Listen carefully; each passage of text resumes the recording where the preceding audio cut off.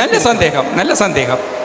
ஒருவன் பிறப்பினாலே ஒரு தொழில் என்பதற்காக அந்த தொழிலைத்தான் செய்ய வேண்டும் என்பது கட்டாயம் அல்ல.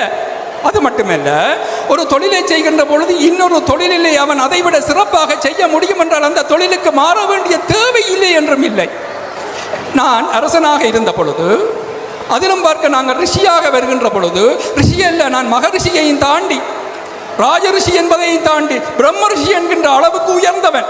அந்த உயரத்துக்கு போவது உமக்கு ஏதோ இடைஞ்சலாக இருக்கின்றதோ? ஒரு கருணையும் இல்லை, ஒரு குறையும் இல்லை. மன்னிக்க வேண்டும். மூலமாக இந்த உலகத்துக்கு ஒரு செய்தியை சொல்வதற்கு ஆசைப்படுகிறேன். இல்லை, அதுக்கு முதல் இன்னொரு செய்தி நான் சொல்கிறேன். இதே கேள்வியை நான் உமக்கு திருப்பி கேட்கலாம். நீர் ஒரு முனிவராக இருந்த நீர் ஒரு அரசனாக ஆசைப்படலாமா? நான் சொல்கிறேன், 2 நாட்களுக்கு நான் இடத்தை சொல்கிறேன். எங்கே என்றால் அதை சேர்த்து விட சொல்ல வேண்டும். ராமன் காட்டுக்கு போய்விட்டான், தசரதன் இறந்து விட்டான், பரதன் கேகிய நாட்டிலே இருக்கின்றான், இங்கே ஒரு நல்ல தலைவன் இல்லை என்பதை நீர் அறிந்து கொண்டு அந்த இடத்தை நீர் பிடித்து விட்டீர். அந்த நேரம் அயோத்தியினுடைய தலைமைத்துவத்தை பிடித்து விட்டீர். ஒரு ரிஷியாக இருப்பவர், ஒரு மகரிஷியாக இருப்பவர் எப்படி அந்த அரச பதவிக்கு ஆசைப்படலாம்? அது மட்டுமல்ல, மகரிஷி எல்லாம் அரச பதவிக்கு ஒருபோதும் ஆசைப்படுபவர்கள் அல்ல. பலர் நினைக்கிறார்கள் அரசுக்கு ஆலோசனை சொல்ல தொடங்கிவிட்டாலே இவருக்கு ஏதோ அரசு ஆசை வந்து விட்டதாக பலர் நினைக்கிறார்கள். அப்படி அல்ல. நமக்கு தெரிய வேண்டும், வையமும் தமவும் தூக்கின் தவமே பெரியது. இந்த பூமி பெரியதா தவம் பெரியதா என்று பார்த்தால் தவத்துக்கு ஈடாக எதுவுமே வராது. இந்த வையத்துக்கு ஒரு நாளில் 7 அரசர்கள் மாறி வரலாறு இருக்கிறது. ஆனால் தவம் என்பது எல்லோருக்கும் வராது. தவமுடையாருக்குத்தான் எல்லாமே வரும்.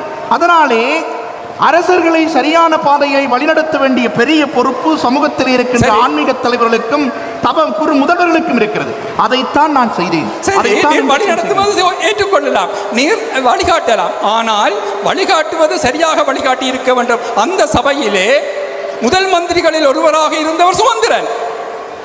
முதல் மந்திரிகளிலே முக்கியமான பதவியில் இருந்தவர் சுமந்திரன். அந்த பொறுப்பை நீர் சுமந்திரனிடம் கொடுக்காமல், இன்று அதுதான் நடைபெறுகிறது. சுமந்திரன் போன்றவரிடம் கொடுக்க விரும்புகிறார்கள் இல்லை. சுமந்திரனிடம் கொடுக்காமல் அவன் வீட்டுக்குள்ளேயும் ஆட்சி செய்தவன், தசரதன் வீட்டுக்குள்ளேயும் ஆட்சி செய்தவன். தசரதனுடைய வீடு பற்றியும் அவனுக்கு தெரியும். நீர் அவனிடம் கொடுக்காமல் அந்த பொறுப்பை ஏன் இன்னொருவருக்கும் கொடுத்திருக்கலாம்? கொடுக்காமல் நீர் பற்றி கைப்பற்றிக் கொண்டு ஒரு ஆசிரியர் அந்த அரசியல் வேலையை செய்யலாமா? முப்பொறுப்புடையும் விளங்க வேண்டும். சிலரிடம் சிலதை கொடுத்து விட்டால் திருப்பி வாங்கவே முடியாது. சிலரிடம் சிலதை கொடுத்து விட்டால் தேவை கருதி திரும்பி வாங்க முடியாது.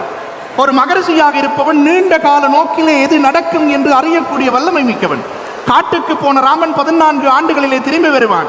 சும்மா இருக்கின்ற சுமந்திரனை அரசனாக்கிவிட்டால் 14 ஆண்டுகள் கழித்து திரும்பி வருகின்ற ராமன் தான் பின்னர் அமைச்சராக இருக்க வேண்டும். இது எல்லாம் அறிந்துதான் நாம் செய்தோம். அதை நீங்கள் தெரிந்து கொள்ளுங்கள். முனிவர் பெருமக்களே, 2 பேரும் பேசியதில் எனக்கு ஒன்று புரிந்தது. வசிஷ்டர் சொன்னார், சில பேரிடத்தில் பதவியை கொடுத்து விட்டால் திரும்ப வாங்க முடியாது என்று. எனக்கு என்ன தோன்றுகிறது, இந்த முனிவர்களிடம் ஒளிபெருக்கியை கொடுத்து விட்டால் திரும்ப வாங்க முடியாதது போல் தோன்றுகிறது. அதில் அடிப்படையில் ஒன்று நீங்கள் புரிந்து கொள்ள வேண்டும். நம்முடைய குடியரசிலே கூட பொதுவாகவே ஒரு வீட்டுக்கு ஒரு தலைவன் இல்லாமல் இருக்கலாம், நாட்டுக்கு ஒரு தலைவன் இல்லாமல் இருக்க இயலாது. ஒரு குடியரசு நாடாகிய இந்தியாவிலிருந்து வந்ததால் சொல்லுகிறேன், அங்கேதான் நம் கதையும் நிகழ்ந்தது. மன்னிக்க வேண்டும் இணைப்பாளர் அவர்களே, வீட்டுக்கும் ஒரு தலைவர் வேண்டும் என்று நாங்கள் விரும்புகிறோம். நீங்கள் விரும்புகிறீர்கள். நீங்கள் இந்தியாவில் இருந்து வந்தபடியால் உங்களுக்கு இந்த நிலைமை தெரியவில்லை. நீங்கள் வீட்டுக்கு தலைவராக வர வேண்டியவர் உங்கள் மனைவியை துரத்தி விட்டீர்கள்.